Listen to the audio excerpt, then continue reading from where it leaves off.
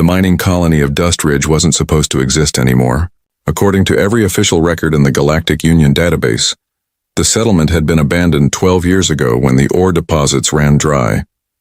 The prefab buildings should have been empty husks, slowly buried by the red sandstorms that swept across the planet's surface every few weeks. But Mira knew better.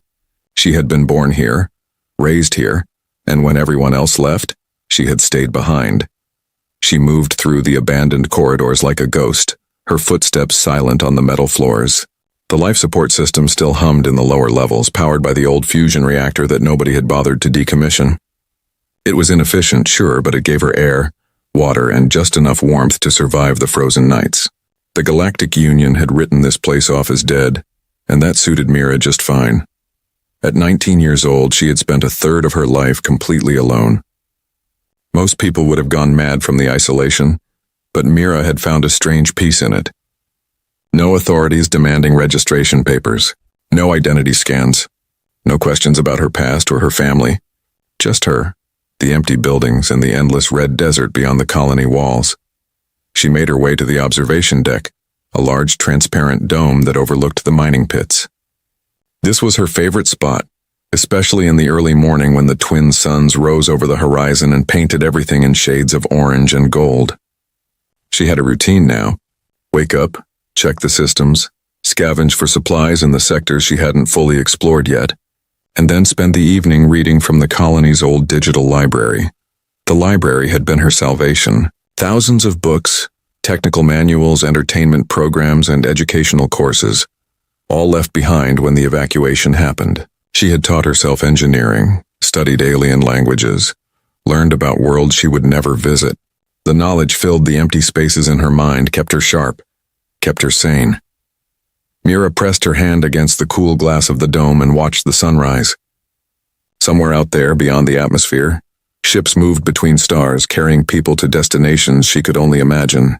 The Galactic Union sprawled across hundreds of systems, a massive coalition of alien species united under a single government. Humans were part of it, of course, though they were considered one of the younger races still proving themselves worthy of respect. She had been 7 when her mother died in the mining accident. There had been no other family, no one to take her in. The colony administrator had promised to arrange transport to an orphanage on the nearest core world, but Mira had overheard the truth. Human orphans from failed colonies often ended up in labor camps or worse, so when the evacuation shuttles started loading, Mira had hidden in the maintenance tunnels until everyone was gone. For the first few years, she had lived in constant fear that someone would come back, that she would be discovered and dragged away to whatever fate awaited unwanted children. But as time passed and the colony remained forgotten, she began to relax. She had won. She had escaped the system entirely. She was free in a way that most people could never understand. The sound of engines cut through her thoughts like a knife. Mira's heart stopped. She pressed herself against the wall, eyes fixed on the sky.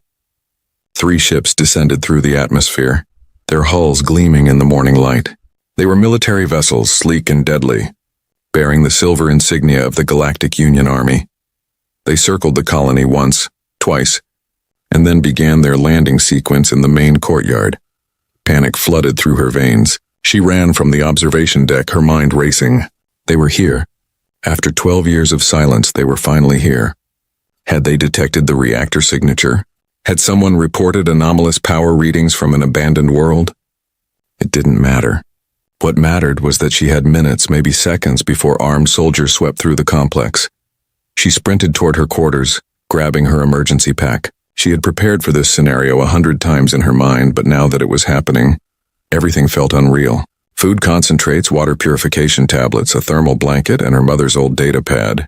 She slung the pack over her shoulder and headed for the service tunnels. The tunnels were her domain, a maze of maintenance shafts and ventilation ducts that connected every part of the colony. She could disappear into them, make her way to the outer sections, maybe even slip out into the desert. But as she reached the access hatch, she heard voices echoing through the corridor behind her. Spread out. Check every sector. The reactor is active, which means someone is here. The voice was deep, authoritative, and definitely not human. Mira recognized the slight hiss at the end of each word. Sethian, probably. Reptilian species known for their military prowess and their rigid adherence to law. This was bad. Sethians didn't give up once they started a hunt. She dropped into the tunnel and sealed the hatch behind her, crawling as quickly and quietly as she could through the narrow passage. Her breathing sounded impossibly loud in the confined space. The tunnel led deeper into the colony's infrastructure, past water recyclers and power conduits, toward the old storage sections that hadn't been touched in years. Behind her, she heard the hatch open. Footsteps clanged on metal. Thermal signature detected. Subject is moving through the maintenance system. Section 7, they had scanners. Of course they had scanners. Mira's mind spun through possibilities, each one worse than the last. She couldn't outrun military technology. She couldn't hide from thermal imaging. She couldn't fight trained soldiers. She was trapped, and she had always known that one day this would happen. But knowing it and experiencing it were two very different things. She emerged from the tunnel into a large storage bay filled with empty crates and old equipment. There was another exit on the far side, but she would have to cross open space to reach it. She hesitated, weighing her options, and in that moment of indecision, the soldiers caught up. 5 of them poured into the room, weapons raised. 2 Sethians, tall and scaled with golden eyes that tracked her every movement. 2 humans in full combat armor, and 1 alien she didn't recognize. All tentacles in shifting colors, probably a Colossian scout. They formed a semicircle, blocking any escape route. "Don't move," the lead Sethian commanded. His weapon was pointed at her chest, steady and unforgiving. Mira raised her hands slowly, her heart hammering against her ribs. This was it. 12 years of freedom, ending in a dusty storage bay on a planet nobody cared about. She wanted to scream, to run, to fight, but she knew it would be useless. Instead, she stood perfectly still and waited for whatever came next. The soldiers moved forward cautiously, as if she might be dangerous. One of the humans produced a scanning device and swept it over her. No weapons, no implants. Biometrics show human female, approximately 19 standard years. No identification in the system.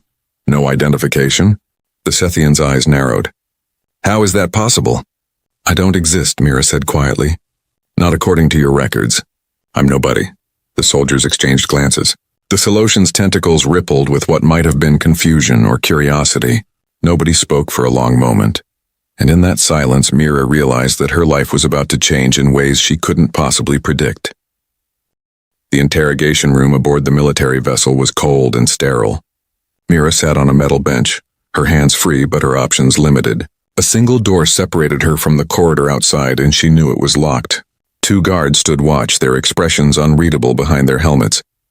She had been here for 3 hours and nobody had told her anything. She tried to keep calm, tried to remember that she hadn't actually committed any crime. Staying in an abandoned colony wasn't illegal, was it? But the lack of identification was a problem. In the Galactic Union, everyone was supposed to be registered, tracked, accounted for. She was an anomaly in a system that didn't tolerate anomalies. The door finally opened and a woman entered. She was human, which surprised Mira. Tall and broad-shouldered, with dark skin and hair cut military short. Her uniform bore the insignia of a major, and her eyes were sharp with intelligence. She carried a datapad and took the seat across from Mira without asking permission. "My name is Major Kells," she said. Her voice was firm but not unkind. "I'm the commanding officer of this unit. We need to talk about what you're doing here." Mira met her gaze. "I live here. I've lived here for 12 years. Alone? Since you were 7 years old?" Kells swiped through something on her datapad. According to the records, this colony was evacuated in 2143. There were no children listed as unaccounted for. "Nobody looked very hard," Mira replied. "I hid until everyone was gone. I didn't want to leave. Why not? This place is barely habitable. It's better than the alternatives." Mira folded her arms. "I know what happens to orphans from failed colonies. Labor camps, indenture contracts, experimentation facilities. I chose freedom instead." Kells studied her for a long moment. Something shifted in her expression. A flicker of what might have been respect. "You survived 12 years alone. That's remarkable. How did you manage it?" "The reactor still works. The life support systems are functional. I learned to repair things using the manuals in the library." "I'm good at fixing things," Mira paused. "Why are you here? Why now after all this time?" "That's classified information," Kells said, but then she seemed to reconsider. However, since you're already involved, I suppose it doesn't hurt to tell you. We detected unusual energy signatures coming from this sector. Given the proximity to contested space, we had to investigate. Imagine our surprise when we found an active colony that's supposed to be dead. Contested space. Mira knew what that meant. The Galactic Union had been in a cold war with the Kryn Collective for decades, a conflict that occasionally flared into open warfare. This region was near the border, which explained the military presence. So what happens to me now? Mira asked. Am I under arrest? That depends. Kels leaned back in her chair. You're not in trouble for living here, but the lack of legal identity is a problem. We need to register you, get you into the system properly. After that, we'll need to relocate you to a proper settlement. I don't want to be relocated. That's not your choice, I'm afraid. This colony is about to become a military installation. We need this location for strategic purposes. Everyone who isn't authorized personnel will have to leave. Mira's stomach dropped. They were taking her home. After everything she had done to survive, to remain free, they were forcing her back into the system she had escaped. You can't do this. I'm sorry, but we can. Kels's expression softened slightly. Look, I understand this is difficult, but you're 19 years old with no education, no credentials, no legal existence. Out here on your own, you have no future. At least in the Union proper, we can get you training, find you a place in society. I don't want a place in your society. Mira's voice was harder than she intended. I want to be left alone. Kels stood up, tucking her data pad under her arm. I'll give you some time to process this. We won't be leaving for another 2 days while we set up the installation. Think about what you want to do with your life, Mira. This is a chance to start over properly. She left the room and Mira was alone again with the guards. Start over properly. As if the life she had built meant nothing. As if survival wasn't enough. Anger burned in her chest, hot and fierce. She had outsmarted the system for 12 years, and now they were forcing her back into the cage. The next day passed slowly. They brought her meals, allowed her to use the facilities, but kept her confined to the small quarters they had assigned her. Through the window, she could see her colony being transformed. Soldiers moved equipment into the buildings. Ships landed and took off. Her home was disappearing before her eyes, turned into something foreign and military. On the second day, Major Kels came to see her again. We've processed your registration, she said, handing Mira a small identification card. You're officially a citizen of the Galactic Union now. Congratulations. Mira looked at the card. Her face stared back at her from the holographic surface, along with a string of numbers and codes that meant nothing to her. What about relocation? We've arranged for you to be transported to Haven Station. It's a civilian hub with good opportunities for young people. They have training programs, job placement services, all the support you'll need. Kels paused. It's not what you want, but it's a good life. You'll see. Haven Station. Mira had read about it in the library. A massive orbital platform that housed millions of people, all living in neat little compartments, following neat little rules. The thought made her sick. There's another option, Kels said quietly. Though I wasn't supposed to mention it. Mira looked up sharply. What option? I've been watching you these past 2 days. The way you've adapted to this situation, the way you survived alone for so long. You have something rare, Mira. Resourcefulness, independence, the ability to thrive in impossible conditions. Kels crossed her arms. The Galactic Union Army is always looking for people with those qualities. Specifically, Special Operations is recruiting. You want me to join the military? Mira couldn't hide her disbelief. I want to give you a choice. You can go to Haven Station and spend years trying to fit into civilian life. Or you can train with us. We'll teach you combat skills, advanced technology, strategy. You'll see worlds most people never dream of. And you'll be serving a purpose. Protecting the Union from threats most citizens don't even know exist. I don't want to serve anyone. Then don't think of it as service. Think of it as a trade. You give us your skills and we give you freedom of a different kind. Special ops teams operate independently, often behind enemy lines. It's dangerous work, but it's real. No bureaucracy, no sitting in an office, no pretending to be something you're not. Kels met her eyes. You survived 12 years alone on a dead planet. I think you could handle it. Mira's mind raced. This wasn't what she wanted, but it was better than being shipped off to some crowded station where she would have to smile and pretend to fit in. At least in Special Operations, her skills would matter. Her ability to survive, to adapt, to disappear when necessary. Those were the things that had kept her alive, and maybe they could keep her free in a different way. I need time to think, Mira said. You have until tomorrow morning, Kells replied. After that, you're on a transport to Haven Station whether you like it or not. Choose wisely. That night, Mira lay in her bunk and stared at the ceiling. She thought about her mother, about the colony, about the life she had built in the shadows. She thought about freedom and what it really meant. Was it hiding from the world, or was it finding a way to move through it on your own terms? By morning, she had made her decision. She found Major Kells in the command center reviewing tactical displays with her officers. I'll do it, Mira said. I'll join Special Operations. Kells turned, and for the first time she smiled. Good. We ship out for the training facility in 6 hours, pack light. Where we're going you won't need much. Mira nodded. She didn't own much anyway. Just her mother's data pad and the clothes on her back. Everything else was already gone, swallowed up by the military machine that had claimed her home. As she walked back to her quarters, she wondered if she had just made the biggest mistake of her life or the smartest decision. Only time would tell. The training facility was called Iron Shore, and it existed on a moon that had no breathable atmosphere and temperatures cold enough to freeze metal. It was a place designed to break people, to sort the capable from the dreamers. Mira arrived with 30 other recruits, most of them older, all of them looking more confident than she felt. The first week was orientation, which mostly consisted of physical tests and psychological evaluations. Mira passed the physical tests easily. Years of climbing through maintenance tunnels and hauling equipment had made her stronger than she looked. The psychological evaluations were harder. The counselors kept asking about her childhood, her isolation, her feelings about authority. She gave them the answers she thought they wanted to hear, but she could tell they weren't entirely convinced. Then the real training began. Instructor Vex was a Crothian, a species known for their 4 arms and their complete lack of sympathy. He stood before the assembled recruits in the training yard, his silver eyes scanning each of them like he was measuring them for coffins. Most of you will fail, he said bluntly. Special Operations doesn't need soldiers who follow orders blindly.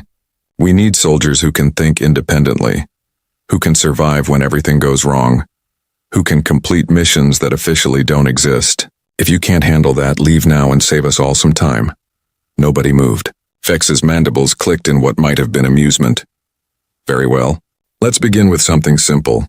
Survival exercise. You'll be dropped in the wilderness zone with nothing but a knife and a comm beacon. The beacon only works once, and using it means automatic failure. Your objective is to reach the extraction point 60 kilometers north within 5 days. Any questions? A Turian recruit raised his hand. What about food and water? Figure it out, Vex replied. That's the point. They were dropped in groups of 5.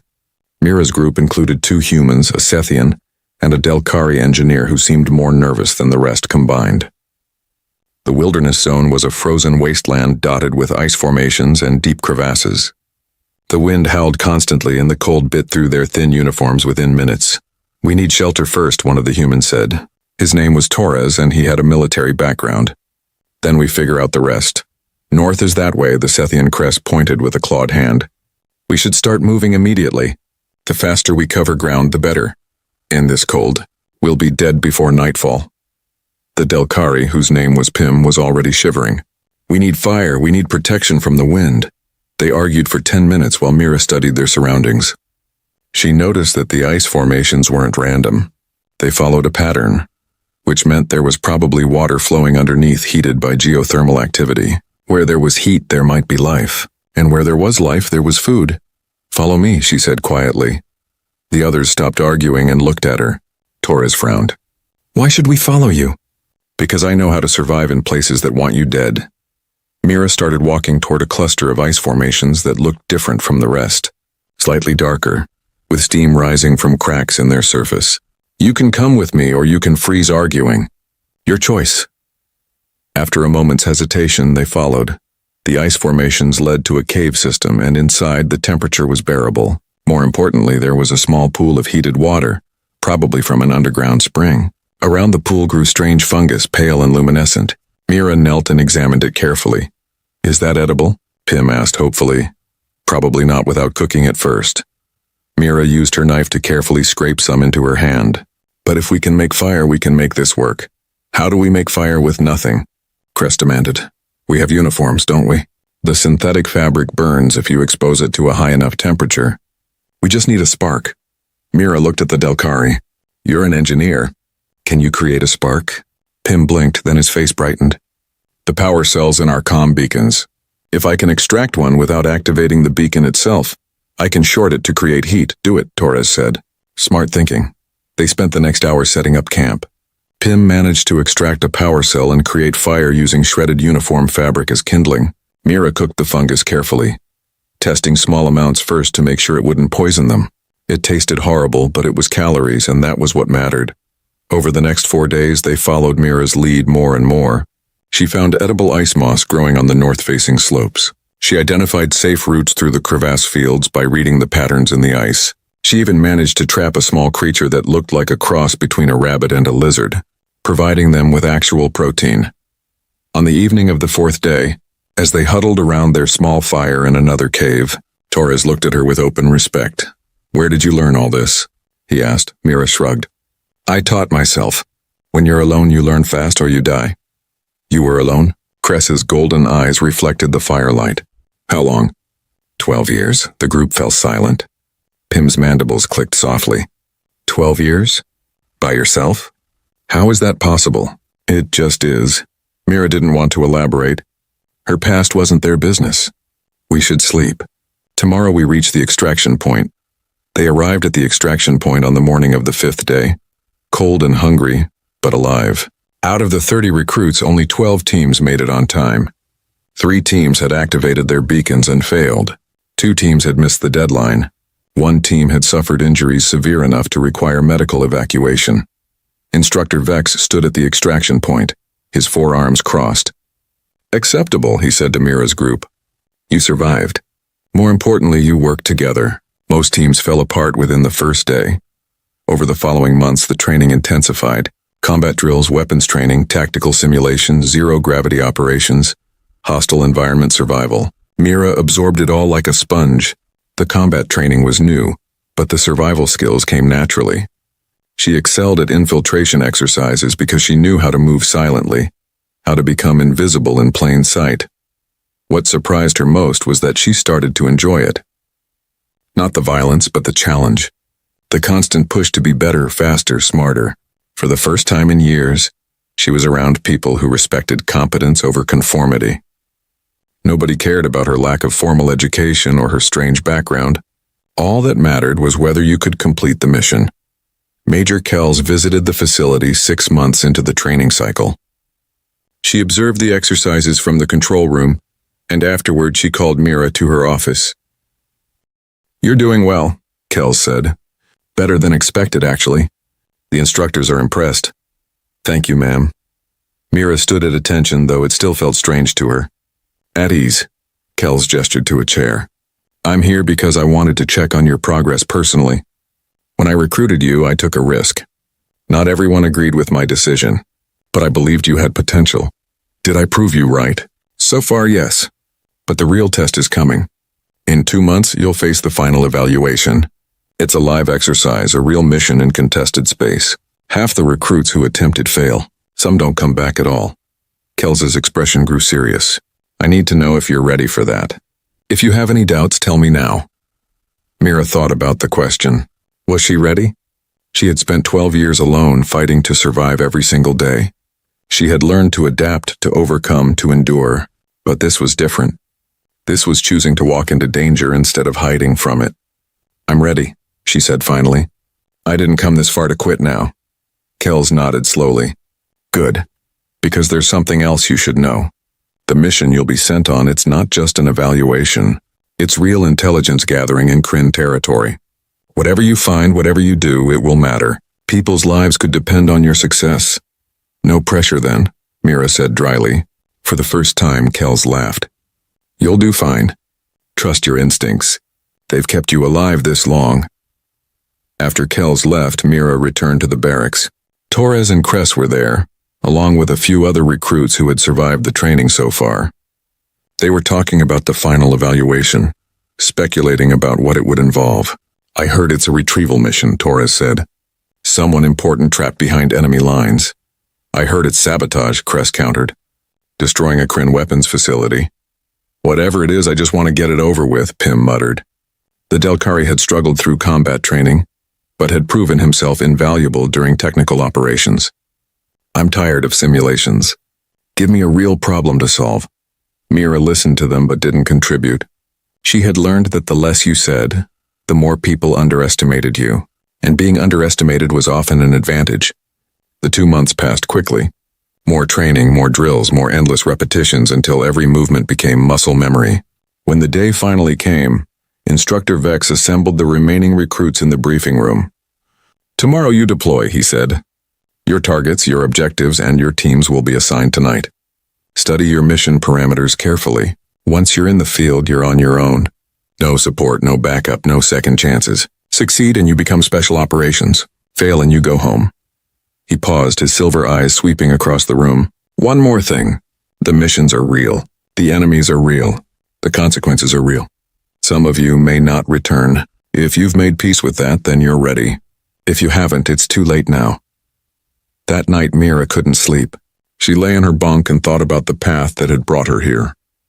From a forgotten colony to a military training facility, from hiding in shadows to walking into the light. She had changed so much in these months, but part of her was still that scared 7-year-old girl hiding in the maintenance tunnels, hoping nobody would find her. Tomorrow would prove whether she had really escaped that girl, or if she was still just hiding in a different way. The mission briefing came at dawn. Mira sat in a small room with 4 other recruits, none of whom she knew well. This was intentional, she realized. They wanted to see how quickly teams of strangers could learn to work together under pressure. A holographic display flickered to life, showing a star system deep in Kryn space. A middle-aged Colossian officer, her tentacles shifting through various shades of blue, stood beside the display. Your target is a research station orbiting the 4th planet in the Thalmir system, she explained. Intelligence suggests the Kryn are developing a new type of shield technology there. Your objective is to infiltrate the station, gather data on their research, and extract without being detected. If detection is unavoidable, you are authorized to use lethal force. But understand that starting a firefight this deep in enemy territory likely means you won't make it out. One of the recruits, a young Corvan male with blue-scaled skin, raised his hand. What kind of defenses are we looking at? The station has minimal military presence, 15 guards, mostly automated security systems. The real challenge is getting in and out unnoticed. The Kryn have sensor arrays throughout the system. If they detect your approach, they'll scramble fighters before you even reach the station. Another recruit spoke up, a human woman named Chen who had excelled in technical operations. How do we approach without being detected? That's for you to figure out. The officer's tentacles shifted to a darker blue, which Mira had learned meant amusement. This is your evaluation, not a guided tour. You have access to a stealth shuttle and standard special operations equipment. Everything else is up to you. Questions? Nobody spoke. The officer nodded and the holographic display changed, showing detailed schematics of the station and the surrounding space. You have 6 hours to plan your approach. Launch window opens at 1400 hours. The Kryn change their patrol patterns every 48 hours, which means you have 2 days maximum to complete the mission. After that, the difficulty increases exponentially. She looked at each of them in turn. Good luck. You'll need it. After the briefing, the team gathered in the planning room. Mira studied the schematics carefully while the others talked. The Corvan, whose name was Rax, seemed to want to take charge. He had military experience and wasn't shy about sharing his opinions. We approach from the shadow of the moon, he said, pointing at the display. Use the gravity well to mask our signature, then burn hard for the station.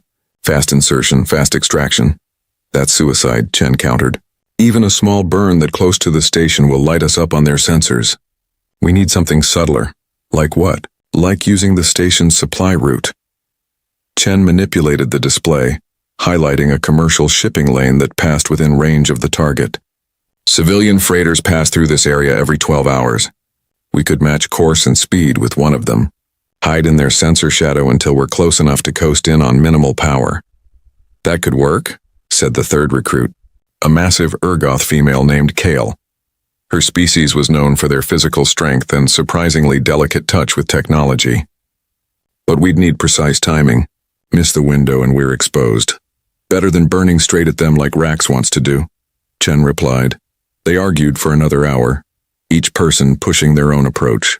Mira listened and said nothing. She was too busy studying the schematics, looking for details the others had missed. Finally, she saw it. The research station has an exhaust port here. She pointed at a small detail on the lower section of the station. It vents waste heat from their reactor every 4 hours. During the venting cycle, there's a brief window where the thermal signature spikes. If we approach during that window, our heat signature would be lost in the noise. Everyone turned to look at her. Rax frowned. That's a tiny window. What, maybe 30 seconds? 45 according to these specs, Mira replied. But it's enough. We coast in cold until the venting cycle starts, then use a single burn to match velocity with the station. The burn would be masked by the exhaust plume. Chen studied the numbers, then nodded slowly. That could actually work. It's risky, but everything about this mission is risky. I like it, Kale rumbled. Quiet approach, minimal exposure. Very human thinking. What's that supposed to mean? Rax demanded. Humans are good at finding small advantages and exploiting them, Kale said. No offense meant. It's a compliment. They spent the next few hours refining the plan, working out timing and approach vectors. By the time the launch window arrived, everyone knew their role. Mira would pilot the shuttle during the critical approach phase. Chen would handle electronic countermeasures and data extraction. Kale and Rax would provide security. The fifth member, a quiet Valyrian named Syl, who could change her skin color at will, would scout ahead using her natural camouflage abilities. The stealth shuttle was small and cramped, built for infiltration rather than comfort. They launched on schedule, burning out of the training facility's orbit and transitioning to faster-than-light travel. The jump to Kryn space took 6 hours, during which everyone tried to rest. Mira found that she couldn't sleep. Her mind kept running through the plan, looking for flaws, preparing for complications. When they dropped out of FTL at the edge of the Thalmir system, the reality of their situation hit home. They were now deep in hostile territory, surrounded by enemies with no support and no backup. If anything went wrong, they would die here and nobody would ever know what happened to them. Picking up sensor contacts, Chen reported quietly. 3 patrol craft, standard Kryn corvettes. They're running a standard patrol pattern, nothing unusual. We should be outside their detection range as long as we stay cold. Mira guided the shuttle through the outer system, using minimal thrusters to adjust their course. Space was vast and empty, which worked in their favor. The Kryn couldn't watch everything at once, and a small shuttle running silent was nearly impossible to detect at this range. They drifted for 8 hours, gradually working their way closer to the target. The research station appeared on their scopes, a cylindrical structure bristling with sensor arrays and docking ports. It orbited the 4th planet in a predictable pattern, which made timing the approach easier. Next venting cycle in 20 minutes, Chen whispered, as if the enemy could hear them through the vacuum of space. Everyone ready? They checked their equipment one last time. Breaching charges, data extraction tools, weapons set to minimum power to avoid detection. Syl's skin had already shifted to match the metallic gray of the station's hull. She would go in first, disable external sensors, and create an entry point for the rest of them. The minutes crawled by. Mira kept her hands on the controls, her eyes on the instruments. Everything had to be perfect. One mistake and they would be detected, and detection meant death. Venting cycle starting now, Chen announced. On the display, thermal readings from the station spiked as superheated gas erupted from the exhaust port. The plume was enormous, a bright flare of heat that would blind any thermal sensors in the area. Executing burn, Mira said calmly. She fired the thrusters for exactly 3 seconds, a carefully calculated burst that matched their velocity with the station. The shuttle shuddered slightly, then went silent again. They were coasting now, riding the edge of the exhaust plume, invisible to anyone watching. Perfect, Chen breathed. We're in their shadow. They drifted closer, using tiny bursts from the attitude thrusters to fine-tune their approach. The station grew larger in the viewport, its surface covered in metal plating and sensor nodes. Mira brought them alongside the section Syl had identified as the best entry point, a maintenance hatch far from the main facilities. Syl, you're up, Rax said. The Valyrian moved to the airlock, her color already perfectly matched to the station's exterior. When the airlock opened, she simply disappeared against the hull, her movements so smooth and natural that Mira lost track of her within seconds. They waited in tense silence. 3 minutes passed. 5. Then Syl's voice came through the comm, barely audible. Sensors disabled. Hatches open. You're clear to dock. Mira brought the shuttle in carefully, magnetic clamps engaging with barely a whisper of sound. They moved through the airlock one by one, weapons ready, every sense alert for danger. The interior of the station was cold and dim, lit only by emergency lighting strips along the floor. The air smelled strange, with a chemical tang that made Mira's nose wrinkle. Kryn stations always smelled wrong to human senses, something about the atmosphere mixture they preferred. Research lab is 3 levels up, Chen whispered, checking her scanner. I'm picking up life signs, but they're concentrated in the living quarters. Looks like most of the staff is sleeping. They moved through the corridors like ghosts, Syl taking point with her natural camouflage, while the rest followed in her wake. The station was eerily quiet except for the hum of machinery and the occasional hiss of ventilation systems. The research lab was secured behind a locked door with biometric scanners. Chen went to work immediately, pulling out her tools and interfacing with the security system. Her fingers flew across her portable terminal, running decryption algorithms and bypass protocols. These systems are more sophisticated than expected, she muttered. Give me 3 minutes. Mira and the others took up defensive positions, watching the corridor in both directions. Every sound made her heart rate spike. Every flicker of shadow could be an enemy. But the minutes passed without incident, and finally Chen's terminal chimed softly. We're in. The door slid open silently. Inside, the lab was a maze of equipment and workstations, holographic displays showing complex equations and schematics. At the center of the room stood a strange device, roughly spherical, covered in crystalline structures that pulsed with a faint blue light. That's it, Kyle whispered. That's the shield generator prototype. Chen moved to the nearest terminal and began extracting data, her fingers flying across the controls. Mira kept watch at the door while Rax and Kale examined the prototype more closely. Syl had disappeared again, scouting the surrounding corridors to ensure they weren't surprised. This is incredible, Chen breathed. According to these files, this shield technology can deflect energy weapons at 90% efficiency. That's twice as effective as current Union shields. How long until you have everything? Mira asked quietly. Another 2 minutes. There's a lot of data here. Those 2 minutes felt like hours.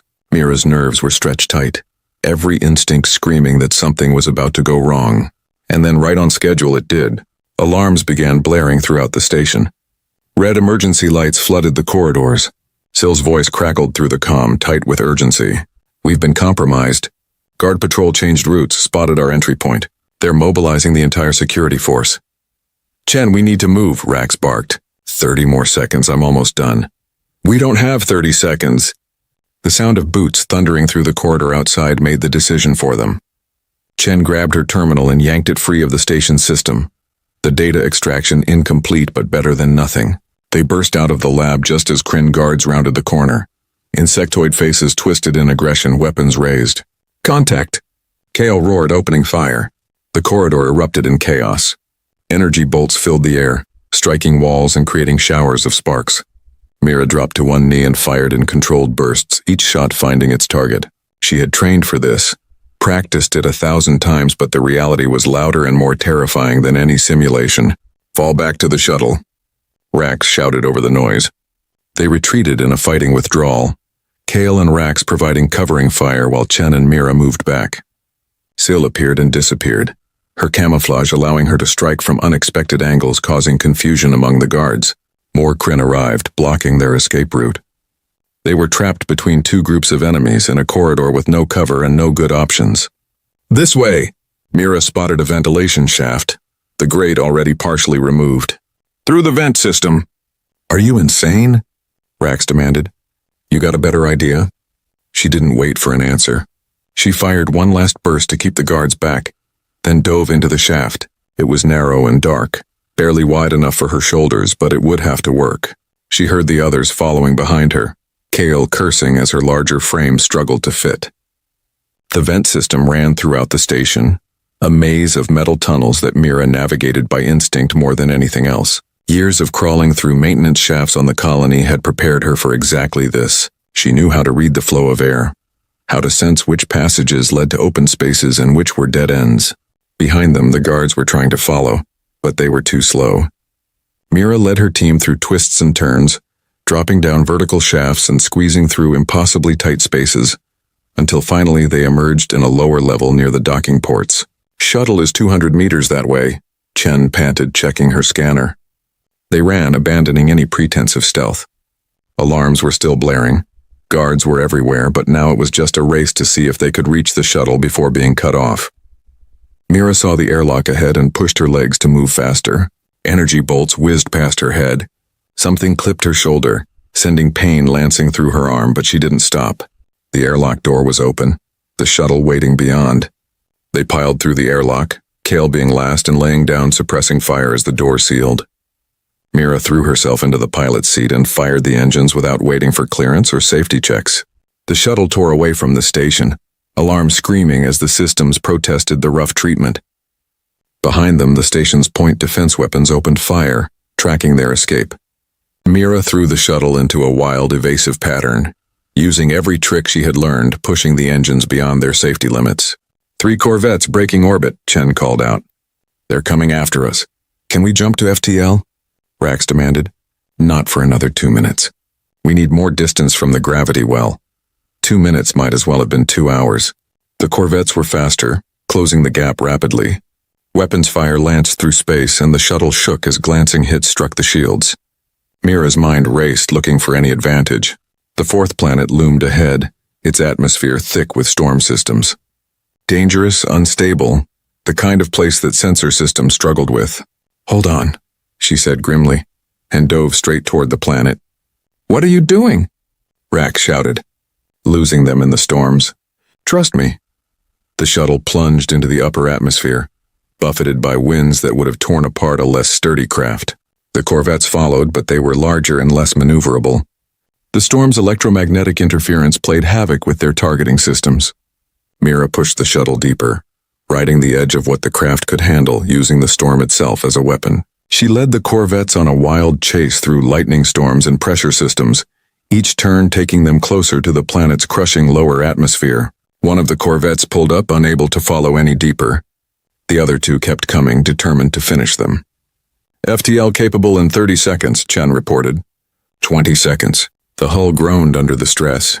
Warning lights covered every panel. 10 seconds. One of the pursuing corvettes made a mistake, turned too sharply and was caught by a downdraft that sent it spiraling out of control. 5 seconds. The last corvette fired everything it had, a desperate salvo that lit up space behind them. "Jump!" Mira screamed. The FTL drive engaged and reality twisted. The last thing Mira saw was the surface of the 4th planet rushing up to meet them. And then they were somewhere else, racing through the void between stars, leaving their enemies far behind. For a long moment, nobody spoke. They just sat in their seats, breathing hard, trying to process the fact that they were still alive. Finally, Kale started laughing. "That was insane. That was brilliant," Chen corrected. "Mira, that flying was incredible." Rax looked at her with something like respect. "Where did you learn to pilot like that?" Mira flexed her injured shoulder and managed a tired smile. 12 years alone on a dead planet. You learned things. They had survived. They had completed the mission. The debriefing took place in a secure facility that Mira had never seen before. The walls were blank gray metal and the air smelled sterile. Her team sat around a conference table while senior officers reviewed their mission reports and the data Chen had extracted from the Kryn research station. Admiral Thrace, a grizzled human with silver hair and cold eyes, studied the holographic display showing the shield technology schematics. "This is good work," he said finally. "Intelligence confirms that these designs are authentic. If the Kryn deploy this technology across their fleet, it will significantly shift the balance of power in the border regions." "Does that mean we passed?" Rax asked, unable to hide the hope in his voice. "You all passed," Instructor Vex confirmed from the corner of the room. His forearms were folded, but his mandibles clicked in what Mira had learned was approval. "Against considerable odds, you completed an extraction under fire and returned with valuable intelligence. That's exactly what Special Operations requires." Relief washed through the room. Chen grinned. Kale rumbled something pleased in her native language. Even Syl, usually so composed, allowed herself a small smile. However, Admiral Thrace continued, and the mood immediately sobered. "Your mission revealed something concerning. The Kryn changed their patrol patterns 8 hours ahead of schedule. That's unusual. It suggests they may have been expecting someone to make an attempt on that facility. You think we had a leak? Rax frowned. Unknown. But it's being investigated. The Admiral's eyes moved to Mira. I'm particularly interested in how you led your team to safety, the ventilation shaft escape and the atmospheric pursuit. Quick thinking under pressure. Where did you learn those tactics? Experience, sir, Mira replied carefully. I spent a lot of time in maintenance systems growing up, and when you're being chased, you use whatever advantages the environment gives you. Unorthodox but effective. He tapped something on his data pad. All of you are hereby promoted to full special operations status. You'll receive your assignments within the week. Dismissed. They filed out of the briefing room, and for the first time since arriving at Iron Shore, Mira felt like she belonged somewhere. The other recruits, now fellow operators, congratulated each other in the hallway. Torres appeared from another briefing room, having completed his own mission, and wrapped Mira in a sudden hug that caught her completely off guard. I heard you flew through a planetary storm system, he said with a wide grin. That's hardcore. It was necessary, Mira replied, awkwardly extricating herself from the embrace. She still wasn't comfortable with casual physical contact. Still, you're a legend now. That evening, Major Kells found Mira in the observation deck, staring out at the stars. The Major carried 2 cups of something hot and handed one to Mira without asking. Coffee, Kells explained. Real stuff, not the synthesized garbage they serve in the mess hall. Congratulations on your success. Thank you, ma'am. Mira sipped the coffee and found it was indeed better than anything she'd had in months. What happens now? Now you get your first real assignment. Kells leaned against the railing beside her. There's a situation developing in the Outer Rim territories. We're pulling together a task force, and I specifically requested you for my team. Your team? I thought you were command staff. I am. But I also lead a field unit when the situation requires it. We handle the jobs that are too sensitive or too dangerous for standard operations. Kells paused. I won't lie to you, Mira. The work we do is difficult. It's the kind of thing that keeps you awake at night. But it's also important. We stop threats before they become catastrophes. We save lives that most people don't even know are in danger. What's the situation in the Outer Rim? That's classified until you're officially on the team. But I can tell you this. There are colonies out there, human colonies that are disappearing, not being destroyed or evacuated, just vanishing. Entire settlements with thousands of people gone without a trace. Someone needs to find out what's happening and stop it. Disappearing colonies. The word sent a chill through Mira. She thought about Dust Ridge, about being forgotten, about the fear of vanishing without anyone caring. When do we leave? 3 days. That gives you time to rest and prepare. You'll be briefed with the rest of the team tomorrow. Kells finished her coffee and set the cup aside. I know you're still figuring out where you fit in all this. But I want you to know that I'm glad you chose this path. You have a gift for survival, Mira. Not everyone does. In this line of work, that gift can make the difference between success and failure. After Kells left, Mira remained in the observation deck for a long time. She thought about the journey that had brought her here. From a scared orphan hiding in tunnels to a special operations agent, about to embark on a mission to save people she'd never met. It felt surreal. The next day, she met the rest of Kells's team. There were 8 of them in total. Torres was there, which pleased Mira more than she expected. Cress, the Sethian from her initial survival training, had also made the cut. The others were veterans with multiple successful missions under their belts. There was Commander Jax, a Turian with cybernetic enhancements who served as the team's tactical specialist. Dr. Yenna, a human medic with a sharp wit and steady hands. Gorath, a massive Krolth warrior whose species was famous for their honor codes and combat prowess. And finally Whisper, a Nathari infiltrator whose species could manipulate electromagnetic fields, making her nearly invisible to electronic surveillance. This is the team, Kells announced as they gathered in the briefing room. We've worked together for 3 years and we're still alive, which says something. Mira, Torres, Cress, you're the newest additions. Everyone else make them feel welcome, but don't coddle them. They earned their place here. The holographic display activated, showing a section of space far from the core Union worlds. The Outer Rim colonies are located in what we call the Fringe. Low population, minimal infrastructure, mostly independent settlements that don't answer directly to Union authority. In the past 6 months, 4 colonies have gone dark. No distress calls, no evacuation orders, just silence. Could be system failures, Commander Jax suggested. Those colonies don't always maintain their communication arrays properly. That's what we thought after the first two, Kells replied. But when the third colony disappeared, we sent a scout ship to investigate. They found the colony intact but completely empty, buildings undamaged, equipment still running, personal belongings left behind as if everyone had just walked away in the middle of their daily routines. Dr. Yenna leaned forward. Any signs of violence? Forced entry? None. It was as if several thousand people decided to vanish simultaneously. Kells changed the display to show detailed scans of the abandoned colony. We brought in forensic teams, but they found nothing. No bodies, no blood, no chemical or biological agents. Just emptiness. What about the fourth colony? Mira asked. It disappeared 2 weeks ago. We haven't been able to get a team there yet because of increased Kryn activity in the region. They're taking advantage of the instability to probe our defenses. Kells's expression hardened. Our mission is to reach the fourth colony before anyone else does, figure out what's happening and stop it. If the Kryn are behind this, we need to know. If it's something else, we need to know that too. When do we leave? Gorath rumbled. His voice was deep and resonant, the kind of voice that commanded attention. Tomorrow at dawn, we'll be taking a modified courier ship fast and stealthy. The trip will take 4 days, during which time you'll all get to know each other and review the mission parameters in detail. Kells looked at each of them. I need to be clear about the risks. We're going into an active mystery with limited intelligence. Whatever took those people might still be there. We need to be ready for anything. The team dispersed to prepare their gear. Mira found herself in the armory with Torres, selecting weapons and equipment from the extensive inventory. Torres was examining a plasma rifle with obvious appreciation. This is better than the training weapons, he said. Real military-grade hardware. Makes it feel official. It is official, Mira replied, checking the charge on a compact energy pistol. We're not recruits anymore. Doesn't it scare you? Going after something that can make entire colonies disappear? Mira considered the question.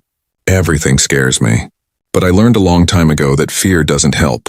You deal with problems as they come, adapt to situations as they change, and hope you're smart enough to survive. That's very practical. Torres grinned, also kind of dark. It's realistic. She selected a knife, testing its balance. What about you? Why did you join Special Operations? Family tradition. My father was military, his father before him. I wanted to prove I could do more than just follow orders. He paused. Though I'll admit, after that mission in Kryn space, I'm wondering if I made the right choice. You did fine. We all did. Only because you knew how to navigate those vents and fly through that storm. Without you, we'd be dead or captured. Torres looked at her seriously. I'm glad you're on this team, Mira. Something tells me we're going to need your particular skills very soon. That night, Mira couldn't sleep again. She kept thinking about the disappearing colonies, trying to imagine what could cause entire populations to vanish. Pirates wouldn't leave everything intact. A plague would leave bodies. Forced relocation would trigger distress signals. Nothing made sense. She got up and went to the ship's small gym, thinking that physical exercise might tire her enough to rest. To her surprise, Major Kells was already there, running through combat forms with practiced precision. Can't sleep either? Kells asked without stopping her movements. No, ma'am. Call me Sarah when we're off duty. We're going to be spending a lot of time together. Might as well dispense with excessive formality. She finished her form and grabbed a towel. What's keeping you awake? The mission. I keep trying to figure out what could make people disappear like that. So do I. Sarah sat down on a bench and gestured for Mira to join her. I've been in special operations for 8 years. I've seen things that most people wouldn't believe. Alien technologies that bend the laws of physics. Biological weapons that can rewrite DNA. Experiments that should never have been conducted. But this is different. It feels wrong in a way I can't quite explain. Do you think we'll find answers? I think we'll find something. Whether it's the answers we're looking for is another question entirely. Sarah studied Mira's face. You're worried you won't be able to handle it. It wasn't a question, so Mira didn't bother denying it. I'm good at surviving. I'm not sure if I'm good at saving others. Neither was I when I started. But you learn. You find that the skills that kept you alive can also keep other people alive. And eventually saving others becomes more important than saving yourself. Sarah stood up. Get some rest, Mira. Tomorrow we begin a journey that might change everything. You'll need your strength for whatever we find out there. Mira returned to her quarters and forced herself to lie down. Sleep came eventually, bringing with it dreams of empty colonies and echoing corridors, of people who had walked away into nothing and left everything behind. In the dream, she searched through the abandoned buildings, calling out names of people she had never known, finding only silence in response. When she woke, it was time to leave. The courier ship named Silent Runner dropped out of FTL at the edge of the target system 4 days later. The crew had spent the journey reviewing every scrap of intelligence about the missing colonies and running simulations of potential scenarios. None of the simulations had felt right. There were too many unknowns, too many variables that couldn't be accounted for. The colony, designated as New Haven, appeared on their sensors as a small cluster of structures on the surface of a temperate moon. Everything looked normal from orbit. Power signatures were active, the atmosphere was stable, and there were no signs of damage or conflict. Same as the others, Commander Jax observed grimly. Everything functioning perfectly except for the complete absence of people. Take us down, Sarah ordered. Standard approach. Weapons hot but don't fire unless fired upon. Everyone suit up. We go in expecting the worst. Mira checked her gear methodically. Armor, weapons, scanning equipment, emergency medical supplies. Everything had its place, everything had a purpose. Torres caught her eye and gave her a thumbs up. She returned the gesture, though her stomach was tight with tension. The Silent Runner landed in New Haven's main courtyard. Through the viewport, Mira could see the colony spread out before them. Residential buildings, a central administration complex, agricultural domes, all of it looking exactly like it should except for the eerie stillness. No people walking between buildings, no vehicles moving on the roads, no signs of life anywhere. First team with me, Sarah commanded. Jax, you have command of the ship. If we're not back in 6 hours or if anything happens, you jump out and report to command. Understood. Be careful down there. They exited through the airlock, weapons raised and scanning their surroundings. The air was breathable but cold, with a wind that carried the scent of growing things from the agricultural domes. Somewhere in the distance, wind chimes rang with a haunting melody. Spread out. Standard search pattern. Stay in communication and don't go anywhere alone. Sarah's voice was calm but firm through the comm system.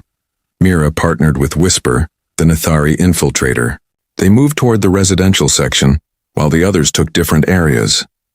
The buildings were unlocked, doors standing open as if the residents had just stepped out for a moment.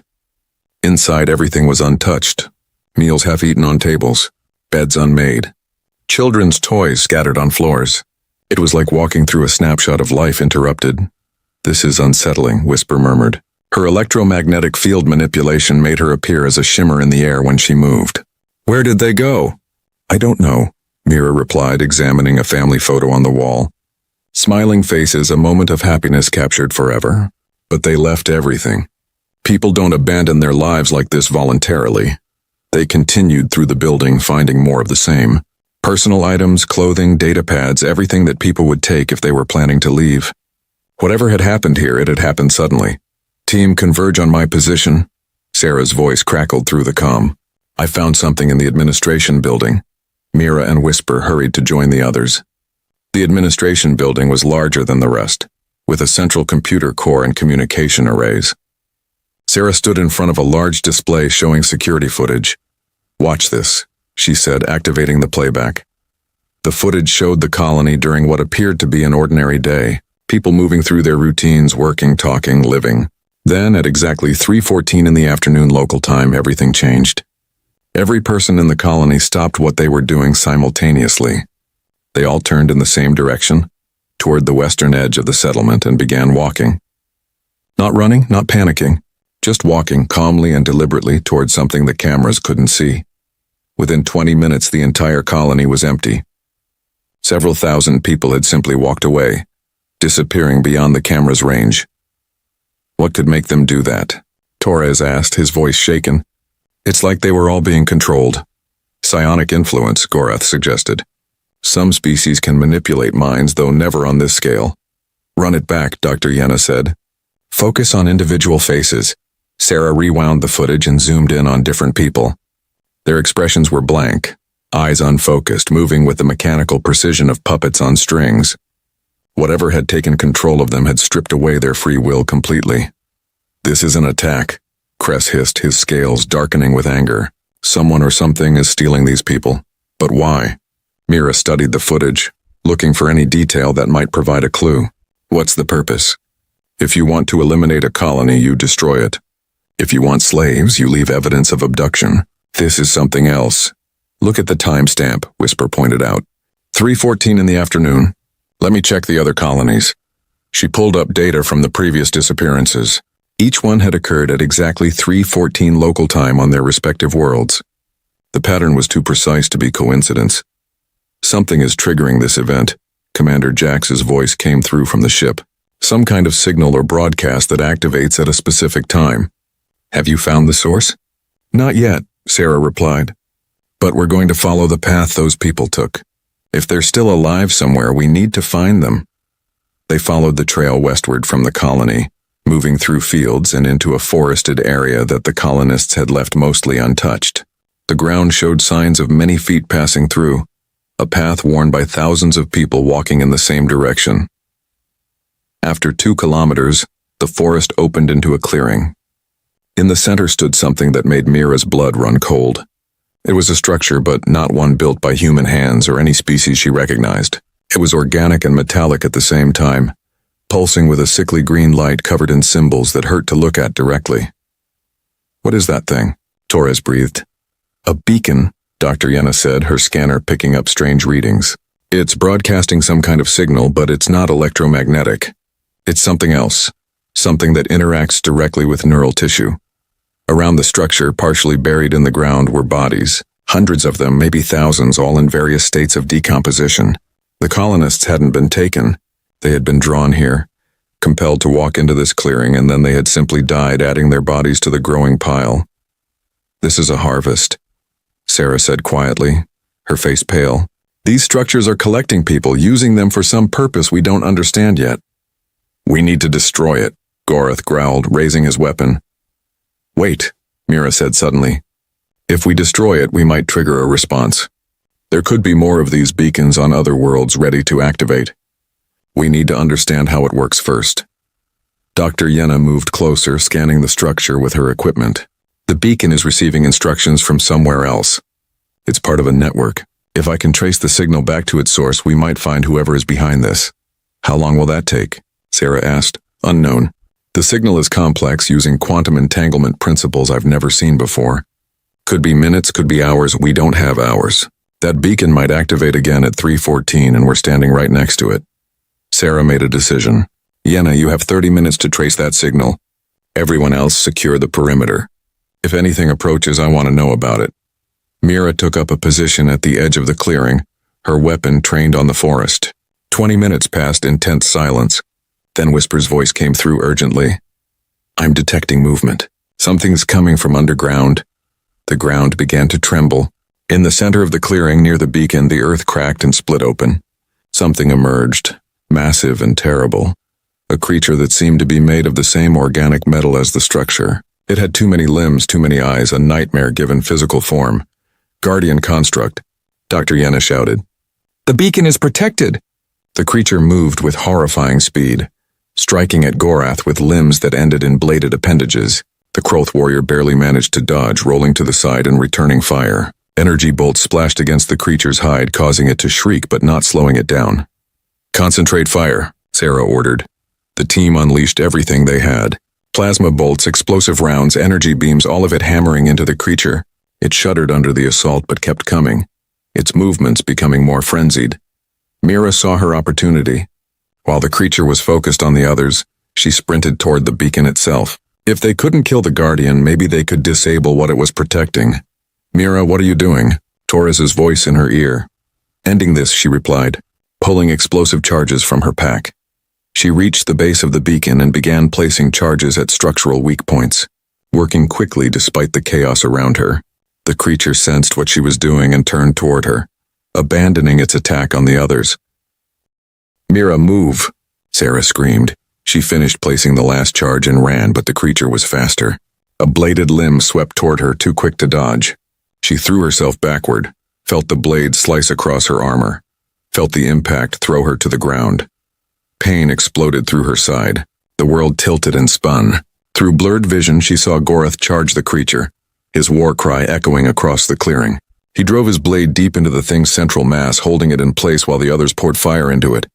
Detonate the charges. Mira gasped into her comm, fumbling for the remote trigger. You're too close, Torres shouted back. Do it. Now, Sarah made the call. Everyone take cover. Whisper, get Mira out of there. The Nathari infiltrator appeared beside Mira in a shimmer of distorted light, her strong arms pulling Mira away from the beacon. They had barely made it 10 meters when the charges detonated. The explosion was massive, a column of fire and debris that reached into the sky. The beacon shattered, fragments of organic metal spinning through the air. The guardian creature let out a final shriek and collapsed, its connection to the beacon severed. When the smoke cleared, the beacon was gone. Only a crater remained, still glowing with residual energy.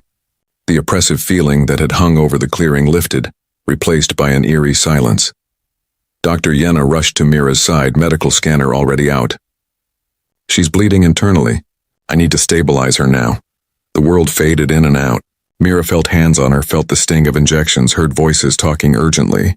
Time became meaningless, stretching and contracting in strange ways. When clarity returned, she was back aboard the silent runner, lying in the medical bay. Her side ached, but the pain was manageable, dulled by whatever medication they had given her. Welcome back, Dr. Yenna said with a tired smile. You gave us quite a scare. That blade punctured your armor and cracked 2 ribs. You're lucky it didn't go deeper. The beacon? Mira asked, her voice rough. Destroyed. And before you ask, yes, I managed to trace the signal before everything went to hell. That's the good news. Yenna's smile faded. The bad news is what I found. The beacon was receiving instructions from a ship in orbit around a gas giant in a nearby system. A Kryn ship. Mira tried to sit up, but Yenna pushed her back down. The Kryn are behind this? It appears so, though the technology isn't theirs. We think they found it somewhere and have been using it as a weapon. Create mass disappearances in Union territory. Cause panic and confusion, weaken our position in the fringe. We need to stop them. We will. Sarah already transmitted our findings to command. A full battle group is being assembled to deal with the Kryn ship. Yenna checked her scanner one more time. But that's not your concern right now. Your concern is healing. You're grounded for at least 2 weeks. The mission continued without her. Mira spent the next days in the medical bay, frustrated by her inability to help. She watched through the ship's systems as a Union fleet engaged the Kryn vessel. The battle was brief but decisive. The Kryn ship was destroyed, along with the technology they had been using to control the beacons.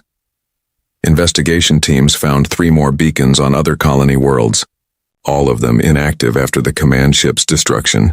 The colonies had been evacuated as a precaution, their populations relocated to safer locations until the threat could be fully assessed.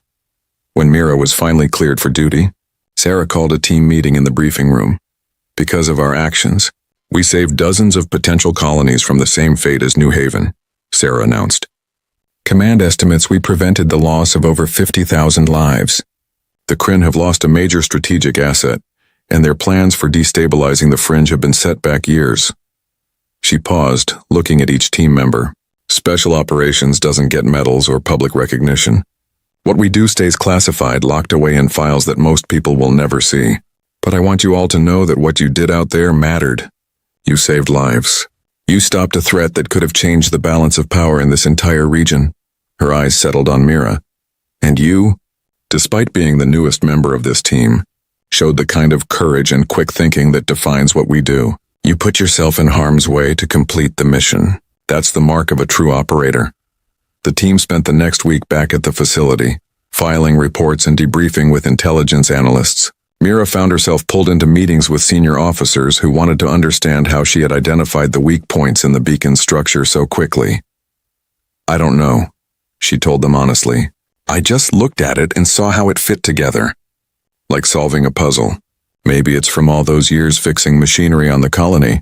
What she didn't tell them was that looking at the beacon had felt familiar somehow, as if she had seen similar patterns before. It bothered her, that sense of recognition, but she couldn't explain it and didn't want to sound crazy.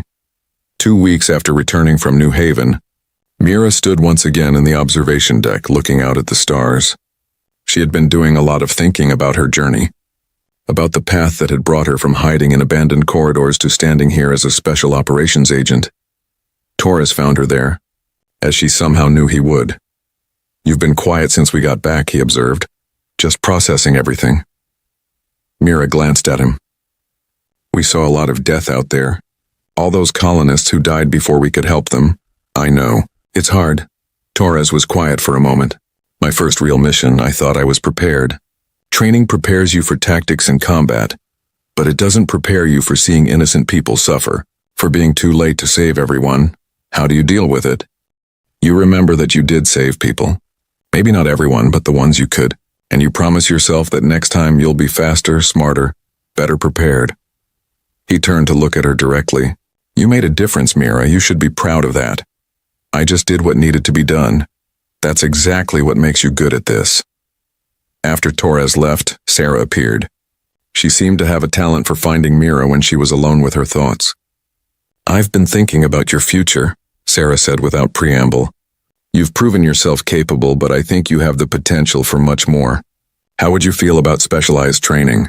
Advanced infiltration techniques, xenotechnology analysis, deep cover operations." "Why me?" "Because you have instincts that can't be taught. You survived alone for 12 years by reading situations, adapting quickly and making the right choices under pressure. Those aren't skills you learn in a classroom. They're part of who you are." Sarah leaned against the railing. "Plus, I saw how you looked at that beacon. You understood something about it that the rest of us didn't. That kind of intuitive understanding of alien technology is rare." Mira thought about it. More training meant more challenges, but it also meant becoming better at what she did, saving more lives, making a bigger difference. "I'll do it," she said. "When do I start?" 2 months. Until then, you're staying with my team. We have another assignment coming up, something that requires a light touch and creative thinking. I think you'll find it interesting." Over the following months, Mira settled into the rhythm of special operations work. Missions came and went, each one different, each one teaching her something new. She learned to move through enemy territory like a ghost, to read alien languages by pattern recognition, to disable security systems with nothing but improvised tools. She learned to trust her team and to let them trust her. Torres became her closest friend, someone who understood the weight of the work they did. Cress taught her Sethian combat techniques. Whisper showed her how to manipulate electromagnetic fields to confuse sensors. Most importantly, she learned that she had found her place in the universe. Not hiding in shadows, but moving through them with purpose. Not running from the system, but using it to protect people who couldn't protect themselves. 6 months after the New Haven mission, Mira stood in a ceremony room she had never expected to enter. Admiral Thrace was there along with other senior officers. Her team stood in formation, all of them looking proud. "Operative Mira," the Admiral said formally, "for exceptional service in the field, for courage under fire, and for actions that directly resulted in the preservation of Union lives, you are hereby awarded the Star of Valor. This is one of our highest honors, and it is rarely given to someone so early in their career." He pinned the medal to her uniform. It was small and simple, just a silver star, but it represented everything she had become. "I also want to read something," the Admiral continued, pulling out a data pad. "This is a message from the survivors of the colonies you helped save. They wanted you to know that they exist because of your actions. Their children will grow up because you were brave enough to face an unknown threat. That's what service means. That's what it means to be one of us." The ceremony ended and people congratulated her, shook her hand, offered their respect. Through it all, Mira felt a strange sense of completion. She had started as a girl who wanted nothing more than to be left alone, to exist outside the notice of anyone who might hurt her.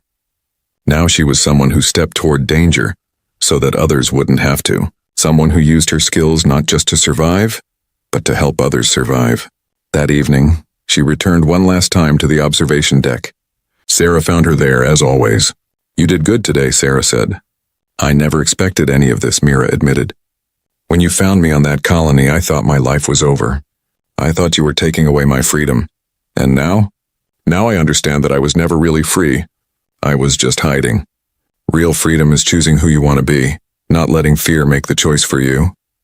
Mira smiled slightly. "I chose to be someone who makes a difference, someone who faces the darkness so others can stay in the light. That's a good choice." Sarah stood beside her, both of them looking out at the vast expanse of stars. "There's a whole galaxy out there, Mira, full of people who need help, threats that need to be stopped, mysteries that need to be solved. And now you're part of the team that does something about it. I'm ready, Mira said, and she meant it. She had been the girl who hid in plain sight, surviving alone in forgotten places, invisible to the world. But those days were behind her now. She had been found by the army, not as a prisoner but as a soldier. She had been given a purpose that went beyond mere survival. She was special operations now. A guardian in the shadows, a protector of those who couldn't protect themselves. And somewhere out there in the infinite darkness between stars, more threats waited to be discovered. More people needed to be saved. More battles needed to be fought. Mira smiled and turned away from the viewport. She had work to do, missions to prepare for, skills to master. The girl who hid in plain sight had become the woman who walked into the fire. And she wouldn't have it any other way.